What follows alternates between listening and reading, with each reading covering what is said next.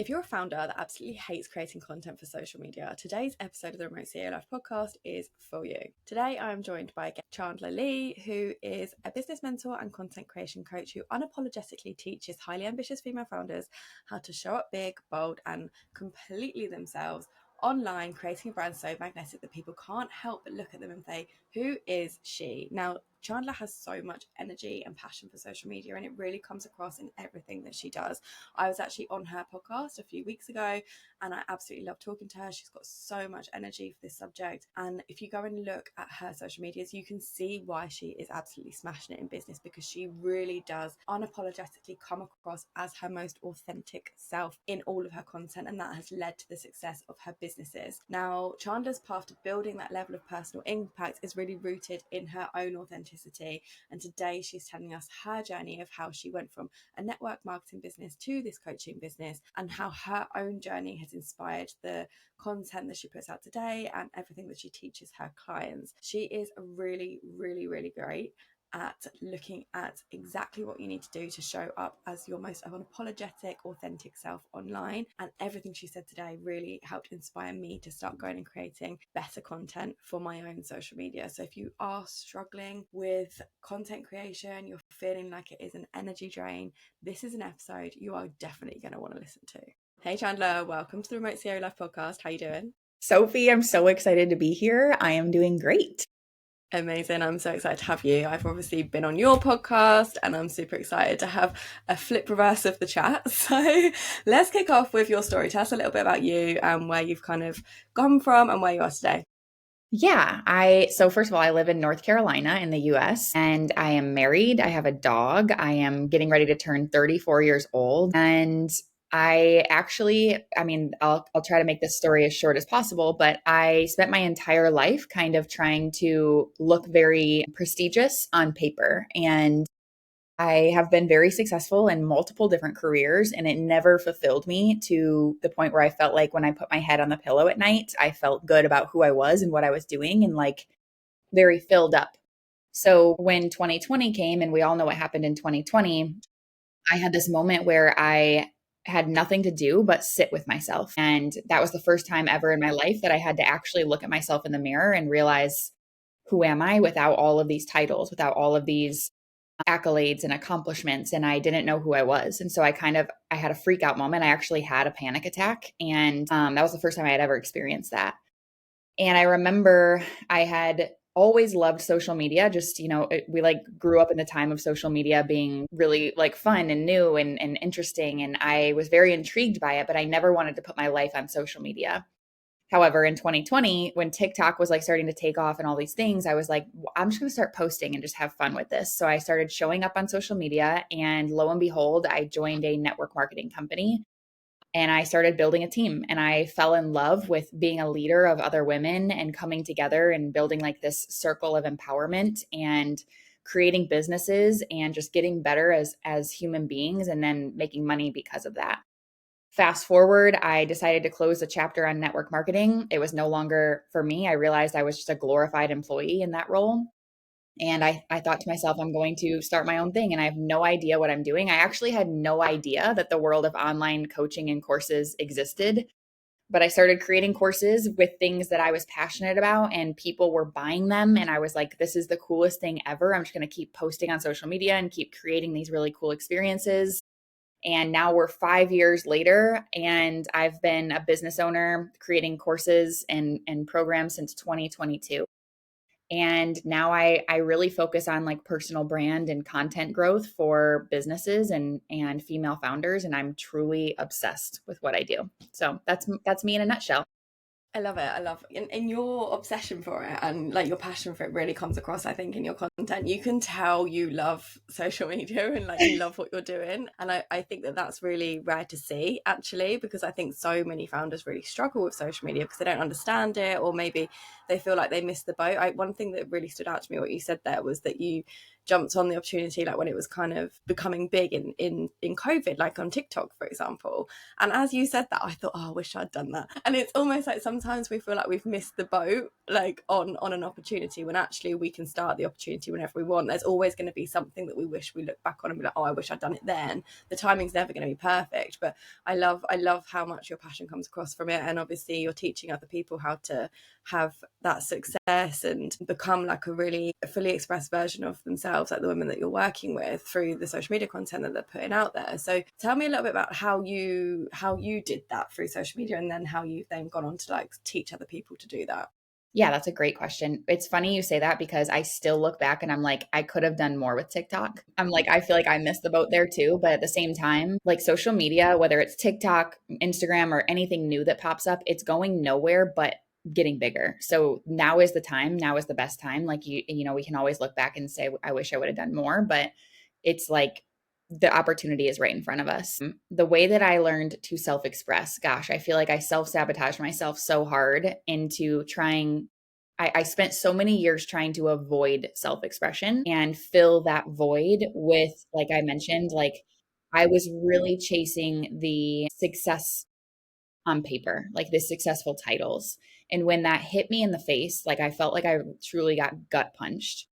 I realized how wrong that was, but it was like I didn't it never surfaced for me because I thought if I follow the path, like the American path, I mean, honestly, not even just the American path, but the path of success, you get a degree, you get a good job. I even have my master's degree. Like I was always succeeding, then you should be happy in life. And I realized that that wasn't the case. So I know that this sounds like, how does this tie into content? But my problem is I never sat down and did that work on myself. I never realized who I actually was and how I was sabotaging myself. But once I did, I was able to then freely put that into my content in different ways and build my offers around what I was experiencing and how I had transformed into what I've realized about myself. And I think one of my favorite things is coaching women on the fact that like there are no rules. Like we think we have all these rules, we think we have all these guardrails, and we think we have to stick to a blueprint. And the thing is like life is short and we don't really have these rules. And it's so liberating to go against the grain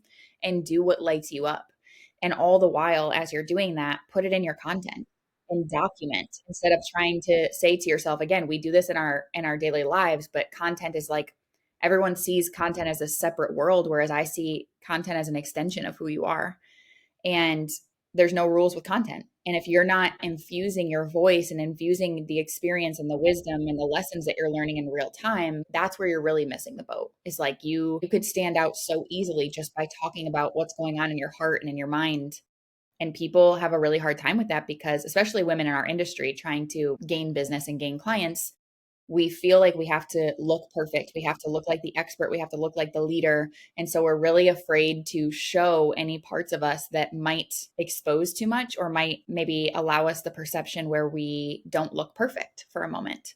Mm-hmm. So I really tapped into that. And I still to this day am challenged by self-expression. Like it's not one of these things where like you finally arrive. It is truly, it's like spirituality. It's like you tapping into self expression should be part of your daily routine. It should be something that you're constantly working towards and working on and strengthening. And that's what I use content as my vessel for an outlet of self expression. And that's where I just have fun with it. I love that. And I love that it's so fun for you, because for me, it's such a chore. I find it so hard. And I think we spoke about this when I came onto your podcast, and I'm just like, how do I make this fun for myself? Like, how can I do this? Is it because I'm not expressing myself in the way that I want to express it? Which is probably true. Like, maybe I just don't know quite how to express myself in that. Yeah, that's exactly what it is. So I guess it's like just trial and error. Like, have you found anything that you think is like, this is my style, this is what works? Like, is there like a specific strategy and formula to how you're creating content to make it feel good for you? Yes, I studied pre-med, like I'm very science brained. So I need strategy, I need structure, while the other half of me is like very creative, very artsy. So I have to have the perfect combination of both. And I 100% have a strategy in my content. And what I would tell you and anyone else listening is first and foremost, it starts in your offer creation, which I know sounds interesting, but you're creating an offer. Tell me one of your offers, Sophie, that you've talked about recently. Yeah, so I've got the Freedom Model Method. It's like a group coaching slash course hybrid to teach somebody how to actually create a business that works well for their lifestyle, not one that they work for. Okay, amazing. So you created this freedom vibe because you've achieved that, correct? Yeah, Which I yeah, definitely know that about exactly. you. So as you're creating offers that come from your personal experience and your personal wisdom, what's missing in your content is you are so far ahead, like you're so outside of that transformation, even if you still have work to do there, you have forgotten what it felt like when you first entered that path. So Yes. your content, there's multiple different angles, but first and foremost, your content needs to tell the story of where were you before you even thought I need this transformation? Where were you before you ever thought I'm done with this lifestyle? I'm going after freedom. And to tell this story, so the copy is one thing, the messaging is one thing, the visual is the other. So in the copy, you want to tell this story. Another thing we get stuck in, and I see it all the time in my clients, we get stuck in, like, we don't want to stay in first person tense. So what I would say to you is, Mm, when you're telling this story, it's not you saying like you're fed up with the 9 to 5 and you daydream about being your own boss and you daydream about freedom. That's not the story. The story comes from a specific moment in time. I was sitting in my cubicle and my boss told me I was going to get a pay raise that I never saw, while also adding extra tasks to my plate and also giving me a direct report and also doing all these things. And I had this moment where I put my head in my hands and I was like, what the F am I doing with my life? I can't continue to go on like this. All I'm doing is counting down until 5 p.m. and counting down to the holidays. And I had this moment where I just reached rock bottom. And I thought to myself, I'm scrolling social media. I'm seeing other people do this. I can do it if she can do it. And so, anyway, all of that to say, that message is the story. And you tell that story over and over and over again, because the moment that you start telling it, you remember, like, oh, and then this one time this happened, and this other time this happened. And you want to unlock all these stories. And you think to yourself, what does this have to do with selling? And that's where I would argue this is the easiest way to sell. It's the easiest way because someone is not going to see themselves in your copy when you're speaking directly at them, but they're going to see themselves when you tell your story from first person. And they're going to say, she is like me, but she gets me, she sees me, and I trust her without even knowing her. And they automatically are drawn to this unspoken energy where if you have the strength to be vulnerable and telling your story, they want to be around that. They want to be led by someone who is able to open up and celebrate being human. So that's the copy portion. The mm, visual portion is like everyone has their own way of expressing visually. I find this very interesting. And a lot of times we go to strengthen the messaging first because, quote unquote, magnetic messaging is like a hot topic in our industry. And everyone wants to figure out, like, what do I need to say? What do I, what's the right hook and blah, blah, blah, blah, blah.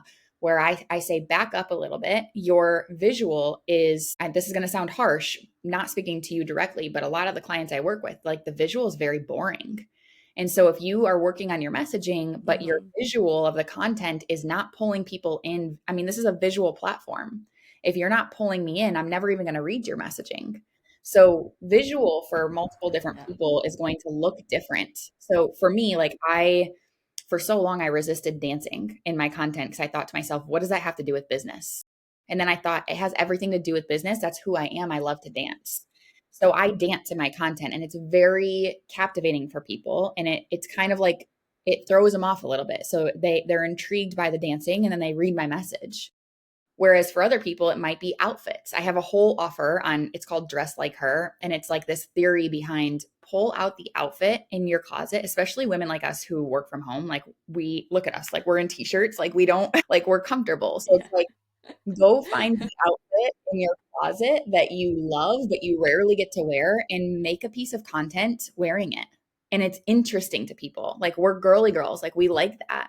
So you might have this where you start and you kind of look like crap and you're like tired and you don't have any makeup on and your hair is all a mess. And then all of a sudden, boom, you transition and you have your hair done and your makeup on. It doesn't have to be a big deal, but like even that simple transition makes the content visually appealing.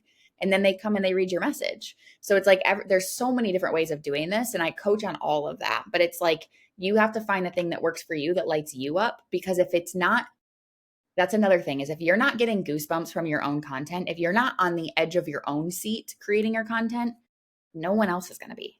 So it's like, it doesn't have to take a ton of time and energy. It takes me 10 minutes to create a post, truly.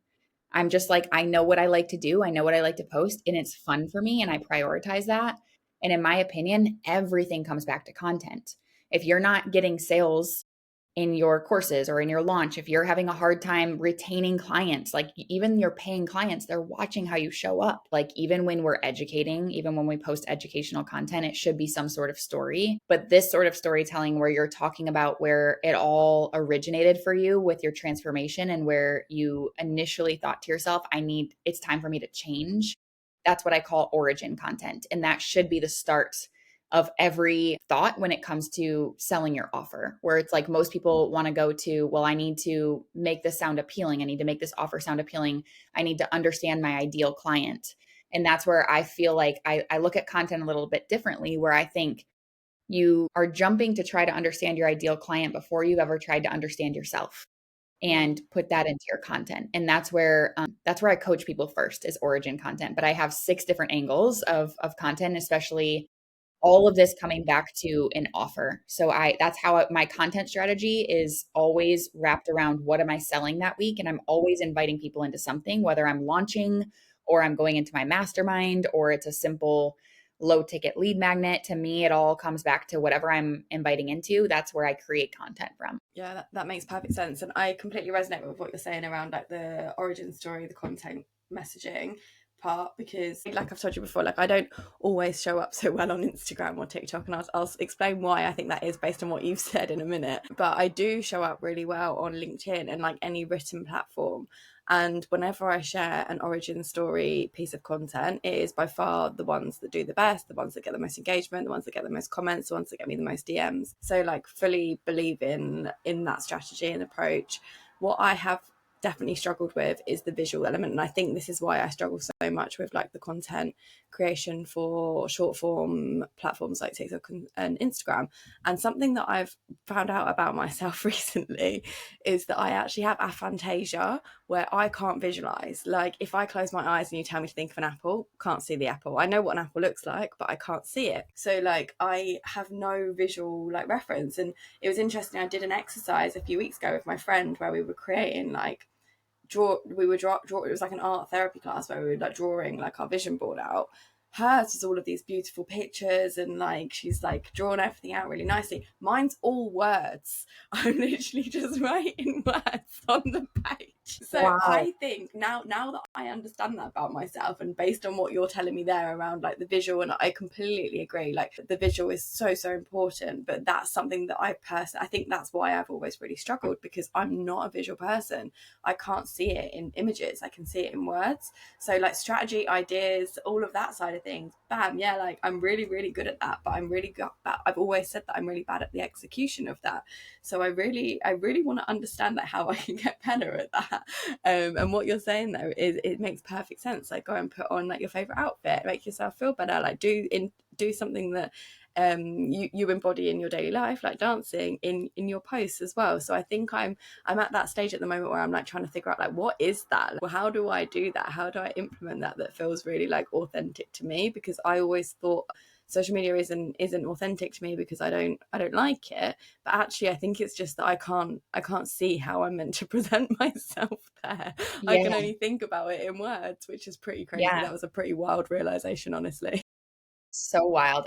I mean, my imagination immediately goes to, like, I pictured you like sitting in like a stool, and you have like this big canvas of just like, the flip paper, and you're sitting in front of this canvas and you're writing a word, and you're just writing it. And that's the visual. You record yourself from from behind, like writing this word, and then the word, whatever, can encapture the message of whatever it is that you're telling in that reel. But I Yeah. mean, there's so many different ways of doing this. Like, because I do believe too that there's like, I'm not saying this is wrong, because I don't think anything is wrong. I think we all find our own way of doing this, but I don't coach on like faceless branding. I truly believe you have to be present physically in your content. So there's a way that you could crack the code on what that is for you, Sophie, or anyone listening who maybe resonates with that. Cause I'm sure a lot of people do. Like, I don't know what that is for me. You wouldn't believe the amount of people who are like, I would never dance in my content. And I'm like, okay, that doesn't have to be you. Like that's the beautiful thing here is like there's so many different ways of doing this. But yeah, I think that's so interesting that you like the visual for you goes to written words. But I would argue writing words is still visual. Like, it In is the way that you've just just described it, yeah, like you can make it visual, right? Like you can yeah, find ways to do that. It's just a case of, yeah, yeah, there's so much opportunity there. It's just like, again, I'm not a visual person, so like where you just said I've had this vision of yeah, like of the board, I'm like, oh, okay, I would never yeah, have thought of that, you know. yeah, I love that. I love that. It's wild how different people's brains think. And I only recently found this out, and it's been a whole thing my whole life. So who knew? But it makes perfect sense, like to try and find the thing that's most authentic to you. And obviously, authenticity is like a really big buzzword right now. And I fully want to embody authenticity in my business and like only show up in ways that feel good for me. What do you think that looks like in practice, like other than what we've kind of already mentioned around like trying to find like your unique style? Like, does that also mean that like if somebody doesn't resonate with social media they shouldn't use it, or like how can someone use that to the most in their most authentic way? I think for what we're doing here, I've never had someone come into my world and say, I don't want to use social media. And that's probably because of my own marketing. If someone did come to me and say, I don't feel like social media is authentic to me, I would have a lot of pushback on that. And I would have to Mm, dive into, there's some psychological block there that you feel unsafe showing up on social media. And I would have to really dive into what that is. And whatever it is, it's going to unlock magic, in my opinion, because social media for business owners like us is complete gold. Like there's no reason to not use it. I also find it can be very therapeutic, especially for people like us who tend to get so wrapped up in our business and we isolate ourselves at times. Social media is a social platform. So it's a very nice way. Like you and I would have never met without social media. So that's part of where I would coach on like maybe the pushback on using social media. When it comes to the word authenticity, I I don't try not to use that word because I do feel like it's misunderstood. The word that I use is truth, which is a synonym for authenticity. But I do believe the highest frequency that we can emit is truth, finding joy in our truth. And I think that telling these stories, like when you do tap into the origin story, and then if you flash forward to the final piece of content that I teach, it's called the desire in the afterlife. And what I find for women like us, and I was just coaching on this last week, is we struggle with humbly bragging about how good we have it. And so, what that looks like in my world as a business mentor and a content coach is I find it very challenging for me to talk about how much money I make out of fear that number one, I'm going to call in people that only want to make money and they don't want to do the real work, which is everything that I do is very deep. I also don't want to be I don't want to brag about money. Like I have some sort of block around that. So for someone else, it might look like a weight loss coach has a really tough time bragging about her new found toned body and her ability to not have to fight food anymore. And we have this struggle with showcasing how good we have it.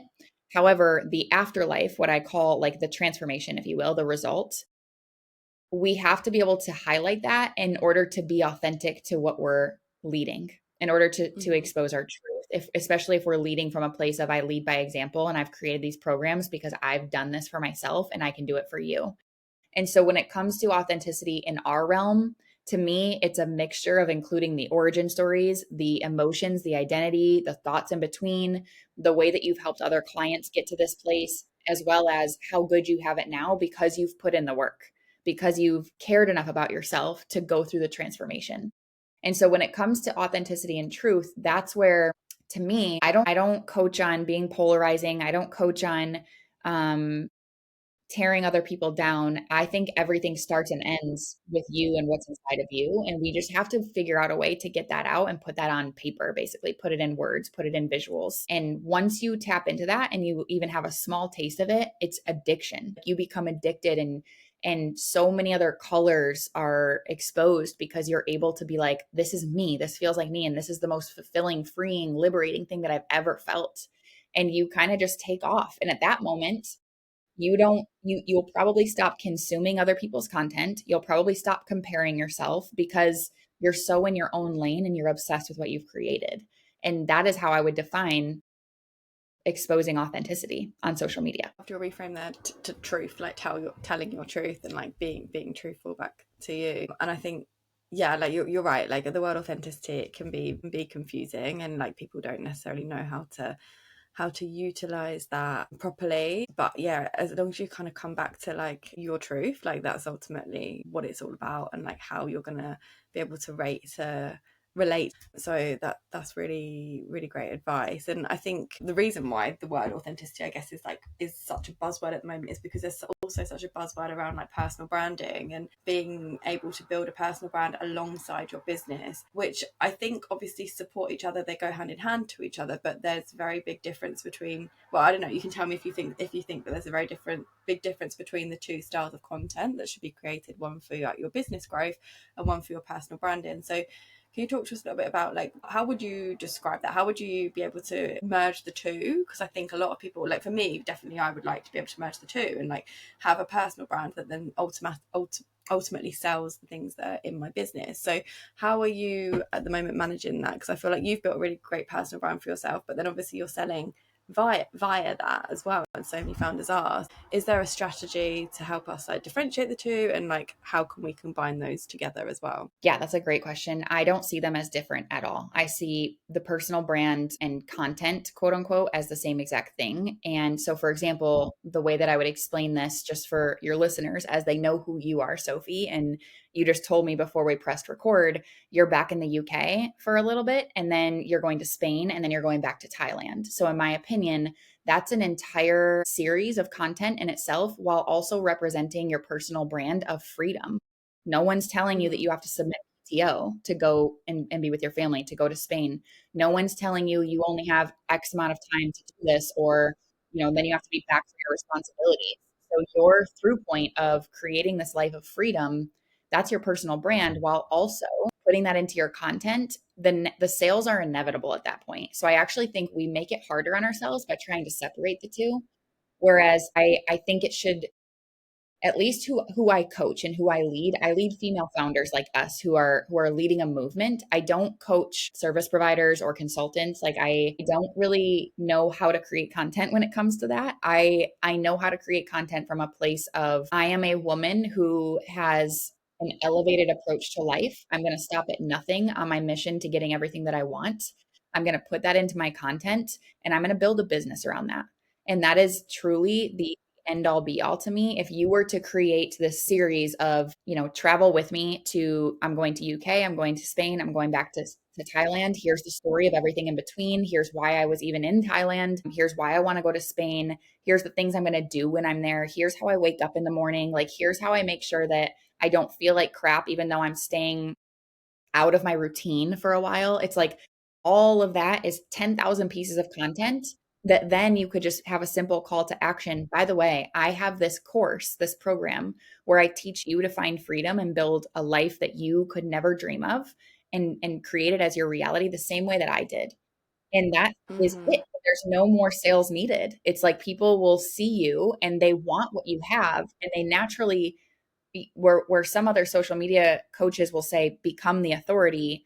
You already are the authority. You don't have to become that. You are the authority because you live a life of truth. Then you say, oh, by the way, I have this program where I'm going to teach you how to do everything that I'm showing you I'm doing, and boom, people want in. And that's the simplest way of doing it. And I want to take a moment because I do think for listeners, because I sometimes hear this, well, it's easier for business coaches to do this. And that's where I'm like, no, it's not.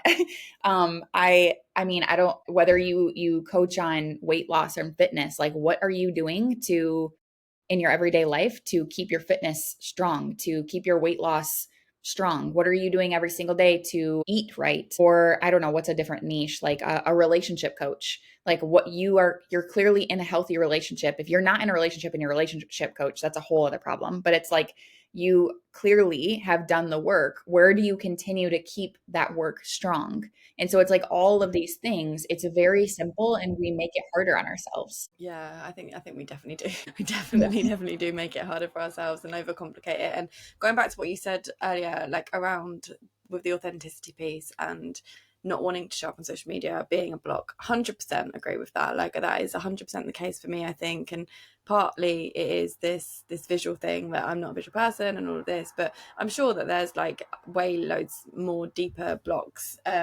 something to do with like specifically video form content, which I actually have no problem showing up and filming, but putting it out there, like I could film all the content today, for example, but then actually sharing it with someone, that's harder. I don't know why. So I think maybe it comes with like when we're talking about the style of business that both of us have, there is an extra layer of vulnerability that comes with that. And I think for me personally, I went from, and probably with you with your network marketing business and going into this, I personally went from talking about e-commerce, which is a completely isolated subject to myself, to now I'm having to talk about myself over and over and over again, repeatedly share my own stories, my own thoughts, my own opinions. There's a whole layer of extra vulnerability that comes with that. And I think that is often the block for many people, is like that layer of vulnerability. So do you have any advice on how to overcome that and be able to show up as your most vulnerable self online?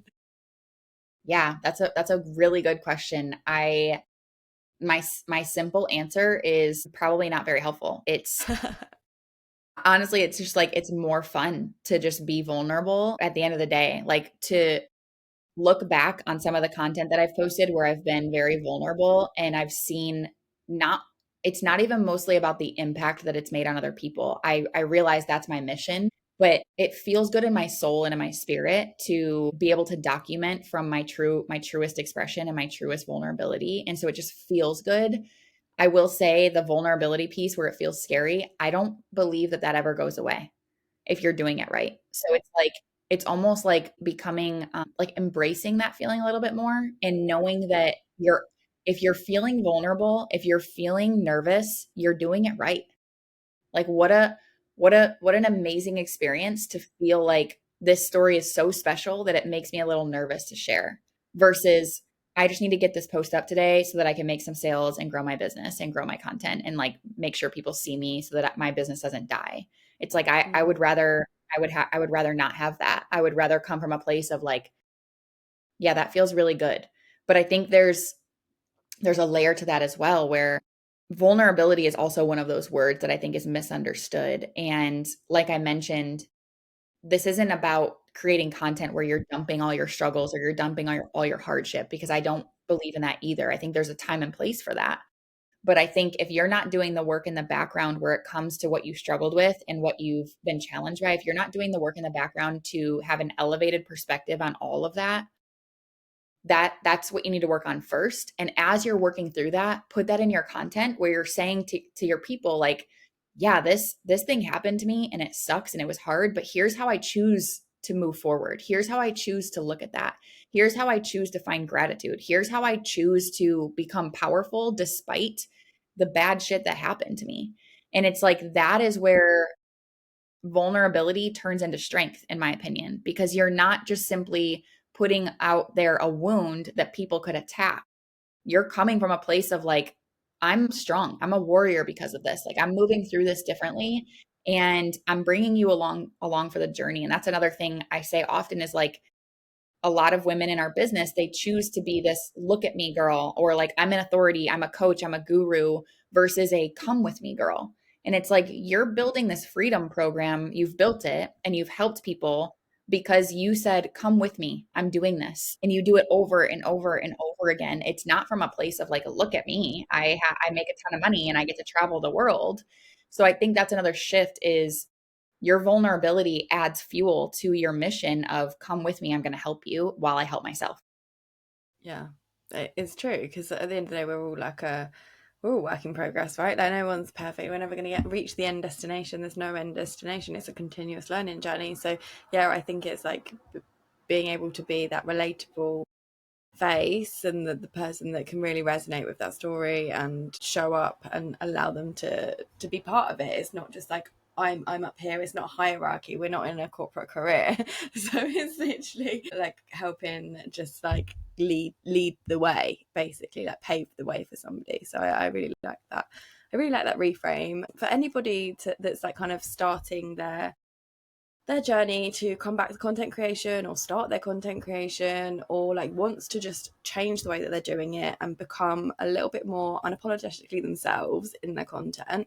What is the number one bit of advice that you would give to somebody that has been struggling with this for a while? I would actually say, number one, I would tell them to create an offer, which has nothing to do with content and everything to do with content at the same time. I have a very hard time.